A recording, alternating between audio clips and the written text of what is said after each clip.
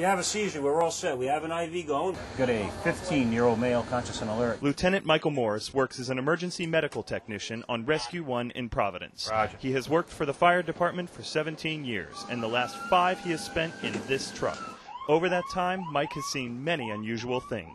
It only takes a minute to get there. The campus is quiet. They couldn't wait for the ladders that would have rescued them. The flame's too hot and the smoke too thick. I am a firefighter. People look to me when they need help. Pick up the hat and place it on his chest, the only part of his body that doesn't appear outwardly broken. Mike has taken those experiences and filtered them into a book called Rescuing Providence. After I did it for a few years, I realized that things are not as they really seem, or at least what I thought things would be. There was always plenty for Mike to write about, but he just couldn't figure out how to boil it all down. It just occurred to me on the way to work one morning that every shift is its own story. It has its own life. So he picked one particularly long shift, 34 hours, and began to keep track of what happened. And after the call, I would write down underneath the address just little things that happened that might have been interesting. And plenty did happen during that shift. In the end, Mike says he feels the book gives readers a good idea of what regularly happens on Rescue 1. It seems like every street and every corner in this city has some sort of memory.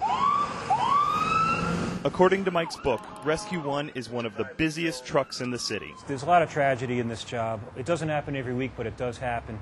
And every bad run, if you will, stays with you for your entire career. So Mike has found writing as a way to sort through all of the things that happen. I get a chance to think about it and get things straight with it, and it really does help, actually. This is my office. This is Rescue 1 headquarters. And he tries to write as much as possible. Here we are. After finishing the book, he decided to begin a blog that records more of his day-to-day experiences. After I wrote the book, I was trying to figure out ways to promote the book, actually, and when I was sending out the manuscript, I really had nothing to tell anybody, so I started a blog. It's cool. I'm loving it. Thanks, man. Appreciate it. Mike's book was released at this party in October, and he is hoping to get national distribution because after many years of working for the Providence Fire Department, he would love to start a new career.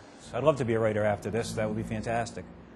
Mike Morris says that he's already written the sequel to his first book, and if you'd like to learn more about what he's up to here at the fire station, you can find a link to his blog right next to this story on my homepage. For WPRI.com and FoxProvidence.com, Dan Haggerty, Eyewitness News.